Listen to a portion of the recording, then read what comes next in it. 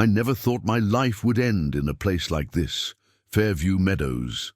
Assisted living, they called it, but there was nothing fair about the view, and the only meadows I could see were the patches of yellowing grass through the barred windows that made me feel more like a prisoner than a resident. My name is Robert Mitchell, and I am 83 years old, though some days I feel like I have lived 1,000 years, and other days I feel like time stopped moving altogether the moment my daughter Sandra dropped me off here with nothing but a suitcase and a promise to visit soon that never came. That was 4 years ago, and I've been counting the days ever since, watching the calendar on my wall mark the passage of time that nobody seems to care about anymore. The mornings here all blur together into one endless routine that grinds away at whatever dignity you have left. The nurse Martha comes in at 6:30 sharp every morning, pulling open the curtains with a mechanical cheerfulness that makes my stomach turn, because I know it is not real. Nobody could be that happy working in a place where people come to be forgotten. She helps me out of bed even though I can still walk on my own. My legs are weak, but they work. And she escorts me to the bathroom like I am a child who might wander off and get lost in the hallway. Breakfast is always the same oatmeal that tastes like cardboard mixed with water, toast that is either burnt or soggy, and coffee so weak it barely deserves the name. I sit at the same table every day with Harold, who never speaks because he had a stroke 3 years ago, and with Betty, who talks non-stop about her grandchildren, who never visit her either, but she pretends they are just busy, too busy to spare an hour for the woman who raised their mother. The dining hall is a symphony of sadness if you listen closely enough. You can hear the clinking of spoons against bowls, the shuffle of slippers on linoleum floors, the occasional cough or groan from someone whose body is betraying them one organ at a time. You can hear the forced laughter from the staff, who are trained to act like we are all one big happy family, but I see through it because I was not born yesterday despite what they seem to think. I see the way they look at us when they think we are not watching, with pity and sometimes with disgust, like we are burdens they have to carry until their shift ends and they can go home to their real lives. I was a mechanical engineer for 42 years. I designed parts for aircraft that are still flying today. I had a wife who loved me deeply until cancer took her away 9 years ago. I raised 2 daughters who I thought would care for me the way I cared for them when they were small and helpless. But life has a way of teaching you that nothing is guaranteed and nobody owes you anything no matter how much you gave. Sandra, my oldest daughter, is a corporate lawyer in Seattle, and she is too important to take time off work to visit her father. She calls once every few months, always on speakerphone, while she is driving somewhere else more important than me, and she asks how I am doing in that distracted voice that tells me she is not really listening to my answer. My younger daughter, Patricia, moved to Florida with her husband, and they send me a card at Christmas with a generic message and a photo of people I barely recognize, because I have not seen them in person since before I came to this place. I do not blame them entirely, though some days I want to scream at them for abandoning me here, because I know that life moves fast, and people get caught up in their own problems and their own families, and an old man in a nursing home becomes just another obligation that is easier to ignore than to face. But knowing that does not make the loneliness any less crushing, does not make the nights any shorter when I lie awake, listening to the sounds of other residents crying out in their sleep or calling for children who will never come. The days here stretch out like an endless desert with no oasis in sight. After breakfast, I usually sit in the common room where a television plays the same game shows and news programs on repeat. The volume turned up so loud because half the residents are deaf, but nobody thought to get them proper hearing aids. I pretend to watch, but mostly I just stare at the screen without seeing anything, my mind wandering back through decades of memories that feel more real than the present moment. I think about my workshop in the garage where I used to build model airplanes with such precision and care, about the way my wife Eleanor used to hum while she cooked dinner, and how that sound could make even the worst day feel bearable, about Sandra and Patricia when they were little girls who would run to me when I came home from work and wrap their arms around my legs like I was the most important person in the world. Those memories are all I have left now, and I guard them jealously because once they fade, there will be nothing left of the man I used to be. It was a Tuesday afternoon in late September when everything changed, though I did not know it at the time.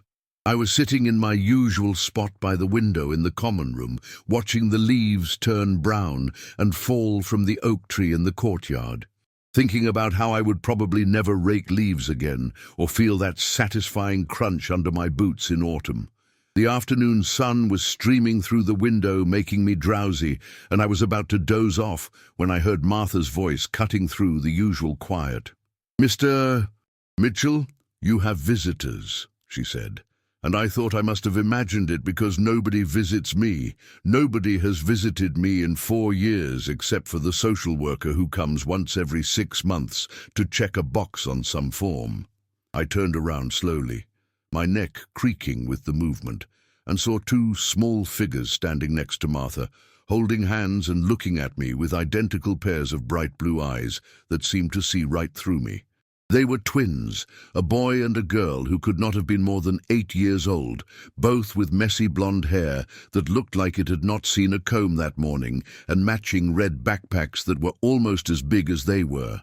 The girl wore a yellow dress with a butterfly on it, and the boy wore jeans with grass stains on the knees, and they both had that look that children get when they are nervous, but trying to be brave. "Hello," the girl said in a small voice that barely carried across the room. "Are you Mr. Robert?" I nodded, too confused to speak, my brain trying to understand what 2 children were doing here looking for me specifically. "We are Emma and Ethan," she continued, taking a tentative step forward while her brother stayed half hidden behind her. "Our teacher said we could pick someone to visit for our school project, and we picked you." Martha gave me an encouraging smile and whispered something to the children before walking away, leaving me alone with these 2 strangers who had apparently chosen me out of all the forgotten souls in this place. "Why me?" I finally managed to ask, my voice coming out rougher than I intended from disuse and surprise. Ethan, the boy, finally spoke up. "Because the lady at the desk said you never get any visitors, and that made us sad." Emma nodded vigorously in agreement. "Everyone deserves visitors," she said, with the absolute certainty that only a child can have about matters of right and wrong. "Can we sit with you?" I gestured to the empty chairs near my spot by the window and watched as they carefully set down their backpacks and climbed onto chairs that were too big for them, their feet dangling several inches above the floor. For a long moment, we just looked at each other, them with open curiosity, and me with decades of walls built up around my heart, wondering if I should let them come down even a little bit. "What kind of school project is this?" I asked, trying to sound gruff and disinterested, even though something inside me was already starting to crack. Emma pulled a notebook from her backpack, the kind with a unicorn on the cover, and opened it to a page where she had written in careful purple crayon. "We have to learn about the history of our town from someone who lived here a long time," she explained. "And we have to visit them every week and write down their stories, and then we present it to the class." Ethan added in a quieter voice, "And we wanted to pick someone nice, someone who looked like they had good stories." Now, I almost laughed at that, because what did they know about who was nice or who had good stories, just from looking at a room full of old people? But then I realized that maybe children can see things that adults have learned to ignore. Maybe they can still recognize the humanity in people that everyone else has written off as expired and irrelevant. "I do not know if I have any good stories," I said, which was a lie because I had a lifetime of stories, but I had spent so long with nobody to tell them to that I had almost convinced myself they did not matter anymore. "Everyone has good stories," Emma said firmly. "Our teacher said so, and teachers know everything." Ethan nodded his agreement and pulled out a crayon box from his backpack. "Can we draw while you talk?" he asked shyly. "I draw better when I am listening." I found myself nodding and watched as he pulled out a piece of paper and started drawing what looked like an airplane, which sent a jolt through my chest because of all the things this child could have chosen to draw. He picked the one thing that mattered most to me. "Do you like airplanes?" I asked, trying to keep my voice steady. His face lit up like someone had turned on a light switch inside him. "I love airplanes. I want to be a pilot when I grow up and fly all around the world." And that afternoon I told them about my work as a mechanical engineer, about the feeling of holding a blueprint in your hands and knowing that something you designed would help people travel safely through the skies. I told them about my first day at the factory, how nervous I was, and how I almost quit because I thought I was not smart enough, but my supervisor believed in me and gave me a chance to prove myself. Emma wrote everything down in her notebook with intense concentration, her tongue poking out slightly from the corner of her mouth, the way children do when they are focusing hard. Ethan kept drawing, his airplane growing more detailed with every passing minute, and I found myself leaning forward in my chair, gesturing with my hands the way I used to when I was teaching young engineers fresh out of college. For the first time in 4 years, I felt like a person again, instead of just a body taking up space waiting to die. The twins came back the following Tuesday at exactly the same time, 3:15 in the afternoon, and I realized I had been watching the clock since lunch, waiting for them to arrive, even though I told myself I should not get my hopes up because children are unpredictable, and they probably got bored and found something more interesting to do. But there they were, bursting through the door of the common room, with Martha trailing behind them, trying to tell them to slow down and be respectful of the residents who might be napping. Emma ran straight to me and threw her arms around my neck in a hug that took me completely by surprise, and I felt something inside my chest that had been frozen solid for years start to thaw just a little bit. "Mr. Robert!" she exclaimed. "We told our whole class about you, and everyone thought your stories were so cool." Ethan was right behind her, already pulling out his drawing supplies, and he showed me a picture he had drawn at home of me standing next to an airplane. And even though the proportions were all wrong and my head was too big for my body, it was the most beautiful thing anyone had given me in longer than I could remember. Week after week they came without fail, every Tuesday at 3:15. And slowly I started to look forward to those visits more than anything else in my life. They brought me drawings that I taped to my wall until my room looked like an art gallery. They brought me cookies that Emma and her mother had baked together. They brought me questions about everything from how airplanes stay in the sky to whether I believed in ghosts to what my favorite ice cream flavor was when I was their age.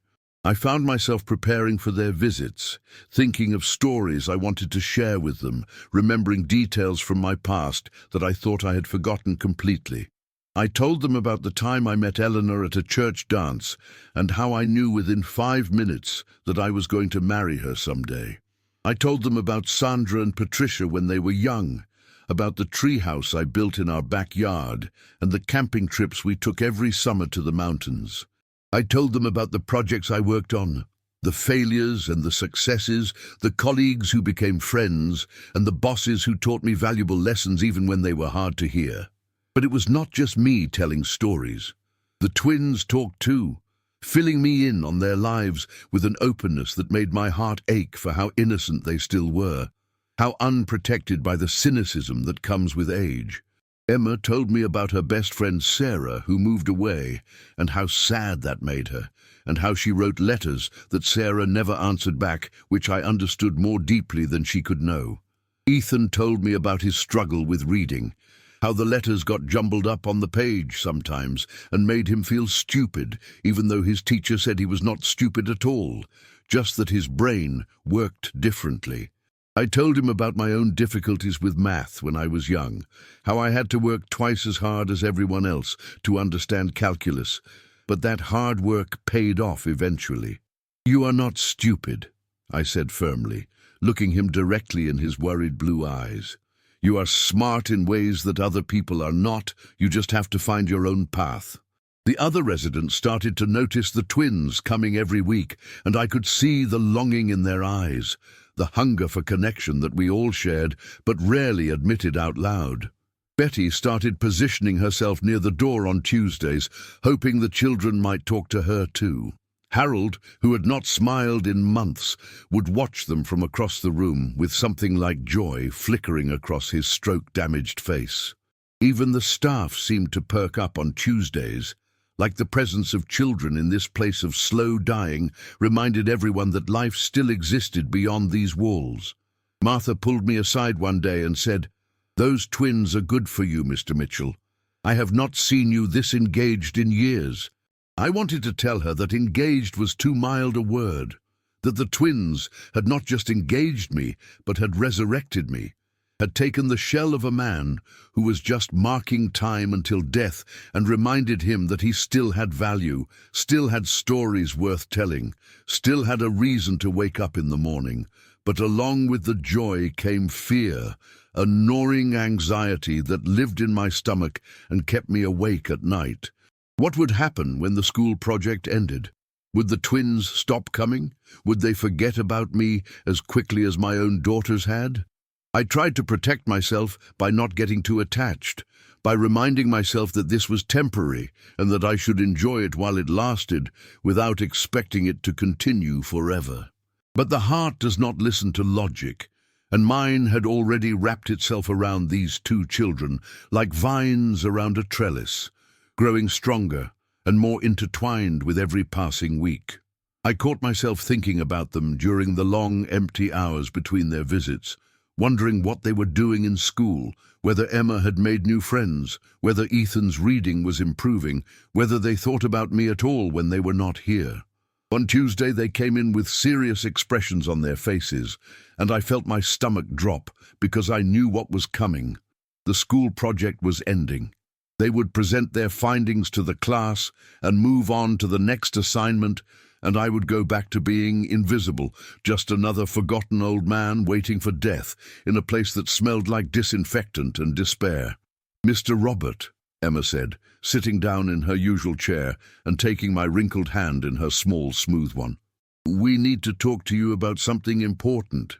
I braced myself for the goodbye, for the polite words that would mark the end of the best thing that had happened to me in years. "Our project is almost done," Ethan said, confirming my worst fear. "We have to present it next week to the whole class." I nodded, trying to keep my face neutral, even though inside I felt like I was being torn apart. "That is wonderful," I managed to say, the words tasting like ash in my mouth. "I am sure you will both do a great job, and your teacher will be very proud of you." Emma squeezed my hand tighter, and I saw that her eyes were glistening with tears that threatened to spill over. "But we do not want to stop visiting you," she said in a rush, the words tumbling out like she had been holding them back for too long. "We talked to our mom and dad, and we told them that you are our friend now, not just a school project, and friends do not stop visiting each other just because an assignment is over." I stared at her, unable to process what I was hearing because it seemed too good to be true, too much like the answer to prayers I had been too scared to pray. "Your parents are okay with that?" I asked, my voice cracking with emotion I could not hold back anymore. Ethan nodded enthusiastically. "They want to meet you, actually. They said they are grateful that someone is teaching us about history and life in a way that school cannot, and they think it is good for us to have, what did Mom call it, Emma?" He looked at his sister for help. "Intergenerational friendships," Emma supplied. "That means friendships between old people and young people." I might have been offended by the blunt old people reference, if I was not so overwhelmed by the idea that someone actually wanted to keep seeing me, that I had somehow become important enough in these children's lives that they fought to keep me in them. The following Tuesday, a woman and a man came with the twins, and I recognized them as having that same open, friendly quality that Emma and Ethan possessed. Like kindness was a genetic trait passed down through their family. "Mr. Mitchell," the woman said, extending her hand for me to shake. "I am Jennifer, and this is my husband, David. We have heard so much about you that we felt like we already knew you, but we wanted to meet you properly and thank you for being so patient with our children and sharing your stories with them." I shook her hand. then his, feeling awkward and self-conscious because I was not used to being treated like someone who mattered, someone worth thanking.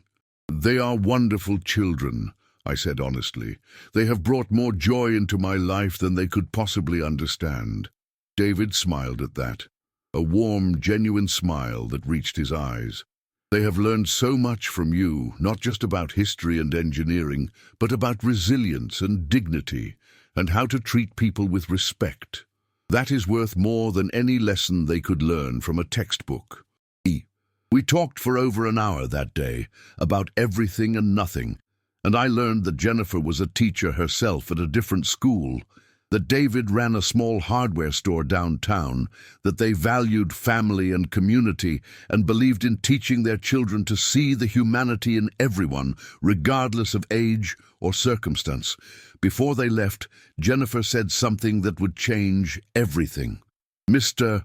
Mitchell, I know this might be forward of me, but we would love to have you join us for Thanksgiving dinner, if you are allowed to leave the facility for the day. We think it would mean a lot to Emma and Ethan, and honestly, it would mean a lot to us too."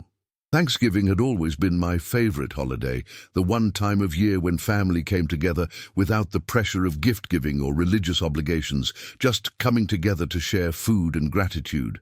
But I had not celebrated a real Thanksgiving in 4 years, had instead eaten the institutional turkey and instant mashed potatoes served on plastic trays in the dining hall, while pretending not to notice how sad everyone looked.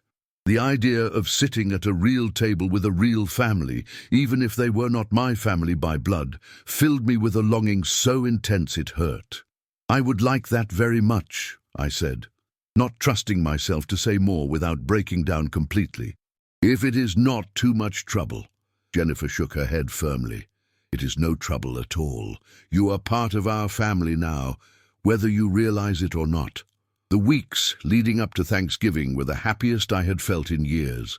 The twins continued to visit every Tuesday, and now sometimes on Saturdays too, when they did not have soccer practice or birthday parties to attend.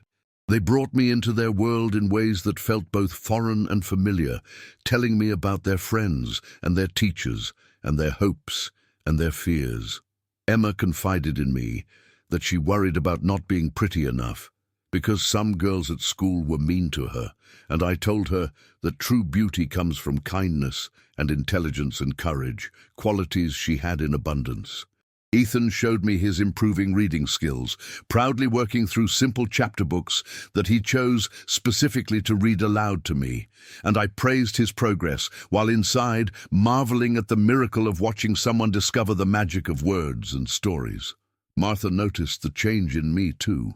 "You are like a different person," she said one morning while helping me get dressed for the day. "You smile now. You talk to the other residents. You actually seem happy to be alive." I realized she was right. The crushing loneliness that had defined my existence here had lifted, replaced by something I had not felt in so long I almost did not recognize it at first. Hope, purpose, connection. The twins had not just given me their time and attention, they had given me back my humanity, had reminded me that I was still Robert Mitchell, still the man who designed aircraft parts and built tree houses and loved his wife with every fiber of his being. Still someone who had value and wisdom and stories worth hearing. Thanksgiving Day arrived with perfect autumn weather, crisp air and brilliant blue skies that seemed to promise good things ahead. David came to pick me up in his pickup truck, helping me navigate the front seat with patience when my legs did not want to cooperate properly. The drive to their house took only 15 minutes, but it felt like traveling to another world, seeing the neighborhoods and shops and people going about their ordinary lives outside the bubble of Fairview Meadows. Their home was a modest 2-story house with a wraparound porch and a yard full of fallen leaves that nobody had raked yet, and I loved it immediately because it felt lived in and real, in a way that my sterile room at the nursing home never could. Emma and Ethan met us at the door, both talking over each other in their excitement to show me around their house, pointing out their rooms and their toys and the family photos on the wall that included pictures from their Tuesday visits with me, printed out and framed like I was a real part of their family history. The smell of roasting turkey filled the house, mixed with cinnamon and nutmeg from pies cooling on the kitchen counter, and I felt tears prick my eyes because it smelled like every Thanksgiving I had celebrated with Eleanor before cancer took her away from me. Jennifer emerged from the kitchen wearing an apron that said, "Gobble till you wobble," and she hugged me like I was a beloved uncle returning home after a long absence. And I wondered how I had gotten so lucky to stumble into this family's life, or maybe how they had gotten lucky enough to stumble into mine. The meal was everything I remembered Thanksgiving being supposed to be, and nothing like the sad institutional version I had endured for the past 4 years. We crowded around their dining table, which was too small to comfortably fit 5 people, but nobody cared, passing dishes and laughing and telling stories about everything and nothing. Jennifer asked me to say grace, and I stumbled through a prayer that came from the heart, even if the words were not eloquent, thanking God for second chances and unexpected friendships and the kindness of strangers who become family.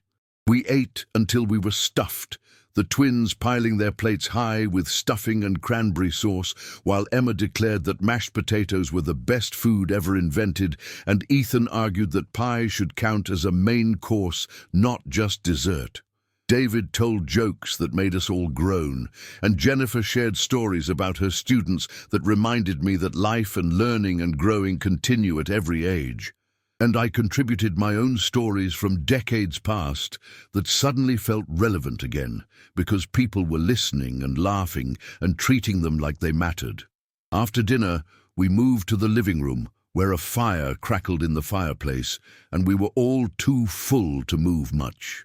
The twins curled up on either side of me on the couch, Emma with her head on my shoulder and Ethan with his hand in mine, and we watched a football game that none of us really cared about while David dozed in his recliner and Jennifer worked on a jigsaw puzzle at the coffee table.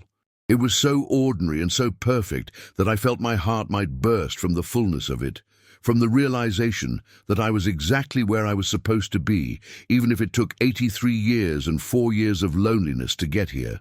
"Mr. Robert," Emma whispered, half asleep against my side, "I am glad we picked you for our project." "I am glad you picked me too," I whispered back, meaning it with every atom of my being. Ethan squeezed my hand and mumbled something about how I was the best grandpa ever, even though we were not related. And I did not correct him, because in that moment I realized that family is not about blood or legal obligations. It is about who shows up and who stays and who chooses to love you when they absolutely do not have to. David drove me back to Fairview Meadows that evening just as the sun was setting, painting the sky in shades of orange and purple that reminded me that beauty still exists in the world if you just pay attention. He walked me to my room and helped me get settled, making sure I had everything I needed before he left. "Robert," he said, using my first name for the first time instead of the formal Mr. Mitchell, "I want you to know that you are always welcome in our home, not just on holidays, but any time. The kids adore you. Jennifer and I have come to care deeply about you, and we consider ourselves lucky to have you in our lives." I tried to thank him, but the words got stuck in my throat, choked off by the emotion that had been building all day. So I just nodded and shook his hand and hoped he understood how much his words meant to me.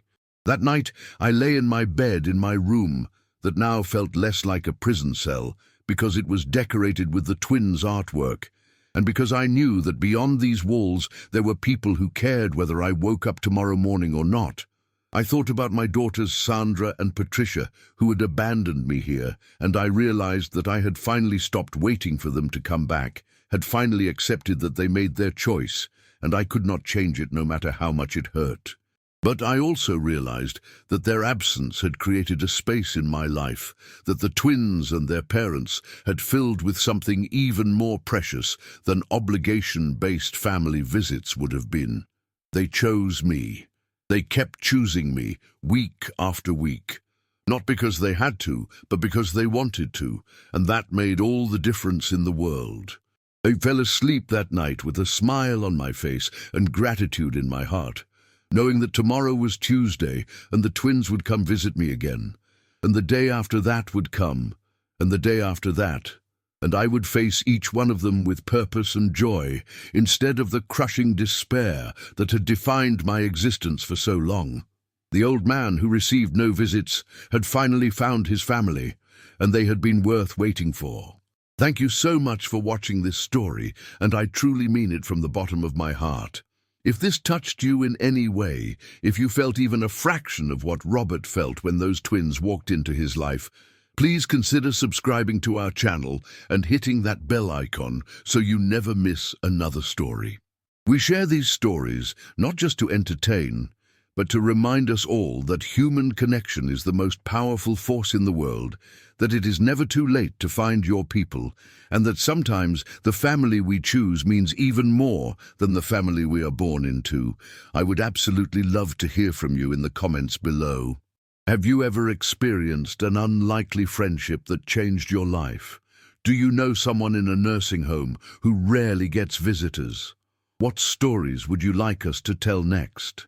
Your comments and suggestions mean everything to us, because this channel is not just about me telling stories. It is about building a community of people who believe in kindness, compassion, and the power of showing up for each other.